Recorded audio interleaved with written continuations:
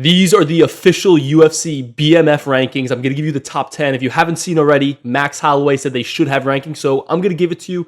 I know Bedtime MMA already came out with this video. He beat me to the punch. I have a job. It's not my fault, but here's the top 10. And starting off at number 10, a lot of you guys will not like this one, but this is a BMF ranking, not a how good you are and how often you win ranking.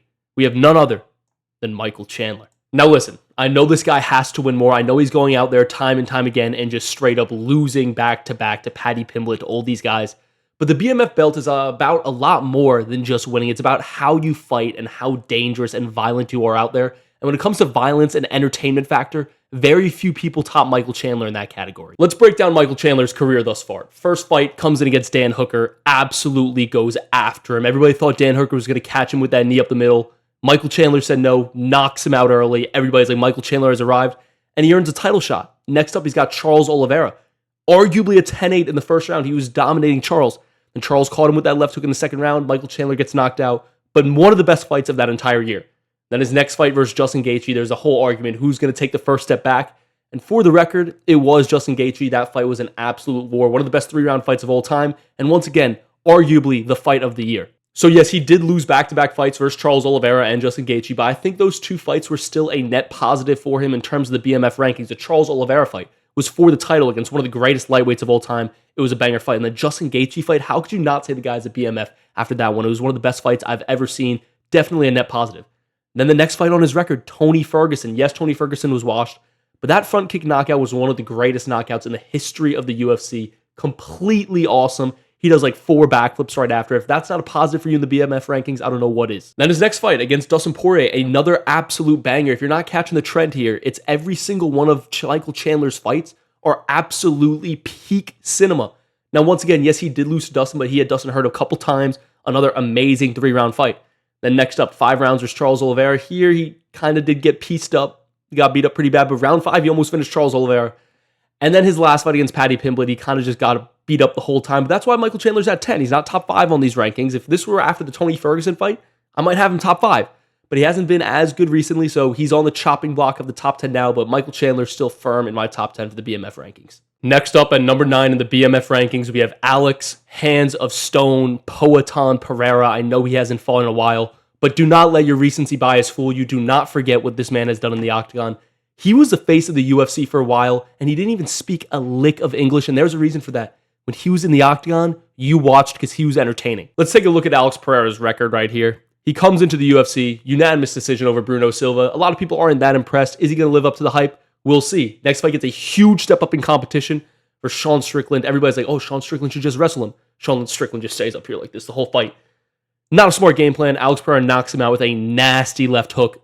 Alex Pereira has arrived, and he's getting the title shot versus Israel Adesanya. Then in that title shot, Alex Pereira is getting beat. Not bad, but Israel Adesanya is getting the better of him. He's down 3 rounds to 1 going into the 5th, and all of a sudden, Alex Pereira catches him. Is it going to happen again? Is he going to choke the lead once again?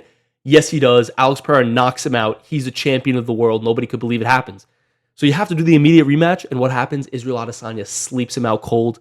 Alex Pereira's already getting up there in age. People think, is this the end of Alex Pereira? Was this just his one shining moment, beating Israel Adesanya once? And instead of going for the trilogy fight, Alex Pereira pulls a very, very interesting move. He moves up to 205. That is a BMF move right there in itself. So Poatan goes up to 205, and his first matchup is a stylistic nightmare. And it's Jan Blachowicz, former champion, who also beat Israel Adesanya. And Alex Pereira gets the win. It's a close decision. Wasn't dominant, no knockout or anything, but Alex Pereira is here at 205. He has arrived, and he's got his name in the hat for the title shot. And he gets a title shot versus Yuri Prochazka, who, spoiler alert, is very, very high up on this list. You will see later. Yuri Prochazka was the absolute boogeyman at 205. Is he going to be the next best 205er since John Jones? Alex Pereira says no. Gets him with the left hook. Maybe a little bit of an early stoppage, but we'll get back to that later. So now Alex Pereira has his first title defense versus Jamal Hill. And a lot of people were picking Jamal Hill to win this fight. Do not forget, Jamal Hill had one of the best light heavyweight championship performances of all time, absolutely decimating Glover Teixeira every single minute of the fight. And Alex Pereira has one of the best BMF moments of all time. He gets hit with a low blow, tells Herb Dean, no, it's all right, and then immediately knocks out Jamal Hill. That's the moment where I knew Alex Pereira would be in these rankings. Then we get the Yuri Prochazka rematch, the rematch we've all been waiting for. Yuri Prochazka got a big knockout win over Alexander Rakic. Yuri was saying he's a new fighter. The last stoppage was early. We'll see. What does Alex Pereira do? He does it even better this time. Knocks him down at the end of the first round. Yuri Prochazka gets saved by the bell. Then immediately to start the second round, head kick to the dome. Alex Pereira finishes it with a ground and pound. No one is arguing early stoppage. And Alex Pereira still has the belt. And then finally, his last successful title defense, he absolutely decimates Khalil Roundtree in round 4. Going into the Matrix, we've all seen that awesome video. Awesome KO. It was an accumulating KO, which is rare for Alex Pereira. Usually it's a one-hit quit. But this one was awesome. And then he loses to Magomed Ankalaev, and that's the reason why Alex Pereira is not in the top 5. He did lose his belt, but I'm not going to dink him too much for it because he was getting up there in age, and it was a close fight. But what makes Alex Pereira deserving of this 9 spot is not just the guys he beat, it's the manner in which they happen. 1, awesome knockouts. 2, he was repeatedly called in on short notice. He put the UFC on his back. That is a BMF thing to do. And 3, the fact that he moved weight classes up. He got revenge on Israel Adesanya, then lost to him. He redeemed himself. Just overall BMF guy, Alex Pereira is number 9 on the list. At number 8, we have a guy who I knew 100% was going to be on this list before I even made the video, and that is Charles do Bronx Oliveira. And it's not even about how he has the most finishes ever. He has the most submissions ever. He has the most post-fight bonuses ever. It's the fact that this guy in nearly all of his fights looks like he is about to lose. He gets beat, he gets knocked down, he's getting outclassed everywhere. But somehow he always pulls it out of the fire, like Leon Edwards' quarterman said. Against Justin Gaethje, he got dropped twice. Then what does he do? He knocks down Justin Gaethje and submits him. Against Dustin Poirier, he got rocked a couple times and got dropped. And he was losing that fight on the scorecards. What does he do? 4th round, he submits Dustin Poirier.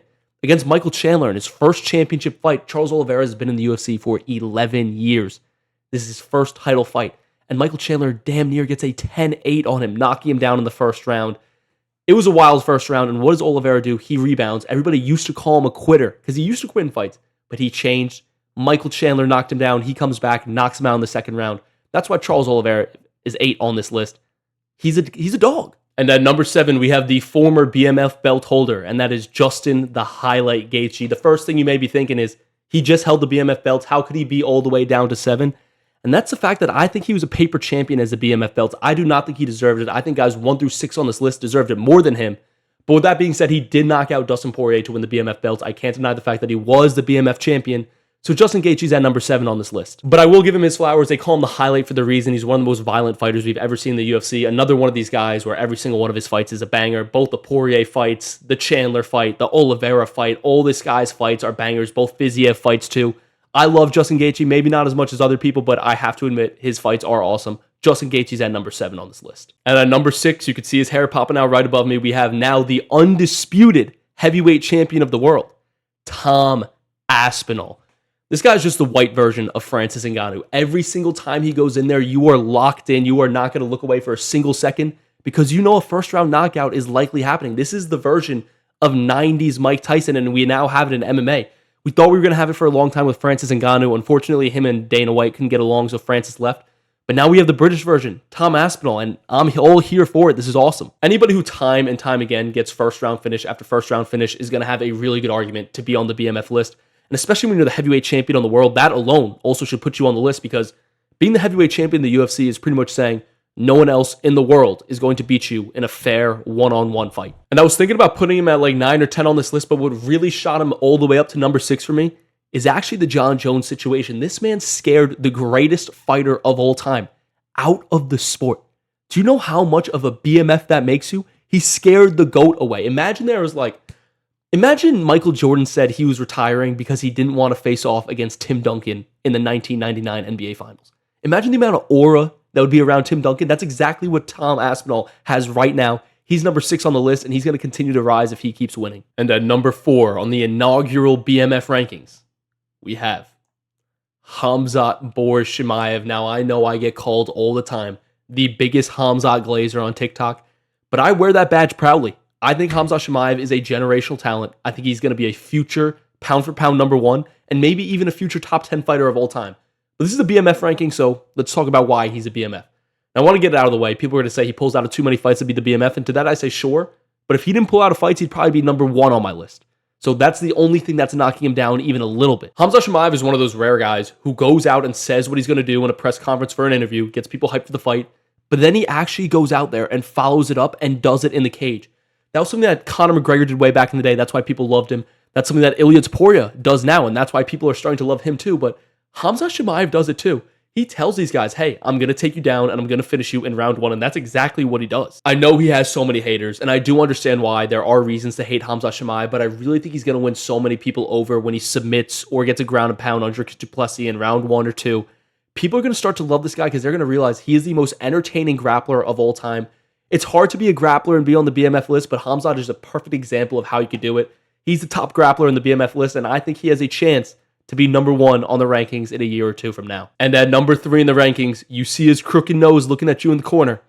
It's Jack Della Maddalena, who, by the way, is technically the lineal BMF champion of the UFC. JDM is the lineal BMF champion. That's got to be points or something. If you treat the BMF belt like a lineal belt, which it's not, Jorge Masvidal won it originally. Then Jorge's next loss was to Kamaru Usman. Kamaru Usman's next loss was to Leon Edwards. Leon Edwards' next loss was to Bilal Muhammad, and then Bilal Muhammad lost to JDM, who hasn't lost to anyone else yet, even though he's going to lose to Islam Makhachev. But that's beyond the point. Right now, the lineal BMF champion of the UFC is Bilal Muhammad. Not Bilal, is JDM. But he's not like Bilal Muhammad, where he's one of those guys who's technically the lineal champ, but he doesn't fight like it. JDM puts on scraps every time he's out there. He's one of the best boxers we've ever seen in the UFC. I'm super happy that he's the lineal champ for the BMF belt because he's number 3 on my rankings. I think he deserves it. And then number 2, this is where the controversy really starts. We have the current BMF champion, Max Blessed Holloway. And I know he's a current champion, but that doesn't mean he has to be number 1 in my rankings. There are plenty of fighters in the UFC right now who are the champion of their division, but I don't think they're the best fighter there. Exhibit A is Dricus du Plessis is the champion at 185. I think Khamzat Chimaev is a better fighter. So for me, Khamzat's champ at 185. Same goes for the BMF belt. Max Holloway may hold the BMF belt, but he's not the BMF in my opinion. Now, before I give you my reasoning on why he's not number 1 in my rankings, why he's not the BMF champion in my eyes, let's delve into why he gets up to number 2, which is a great spot for Max. That's where he usually is in his career anyways. The stand and bang thing is maybe the coolest tradition we have ever seen in the history of the UFC.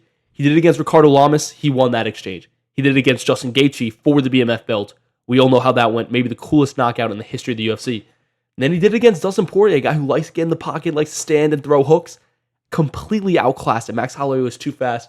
And it's the fact that Max Holloway is up on the scorecards in all of these fights, and he gives his opponent the chance to knock him out just to entertain the fans. If that's not a BMF, I don't know what is. That's why he's number 2 on the list. And the reason why Max Holloway is not number 1 has less to do with what Max Holloway hasn't necessarily done. It has more to do with what this man right here, Ilia Topuria, your BMF champion, your number 1 in the BMF rankings, has done in his UFC career thus far. Not only does this man have the best 3-fight win streak in the history of the UFC with knockout wins over Alexander Volkanovski, Max Holloway, and Charles Oliveira, not only did this man go out and say exactly what he was going to do and go out and do it, he just knocked out your number 1 BMF champion, Max Holloway. Ilia's number 1 on the BMF list. If you disagree, you're just being a hater. Ilia Topuria is the coolest fighter in the UFC right now. He's the best fighter in the UFC right now, and he is your BMF number 1 in the rankings, and he should be the champion. That's my list. Let me know what you agree and disagree with. Leave a comment down below. Thanks. Subscribe.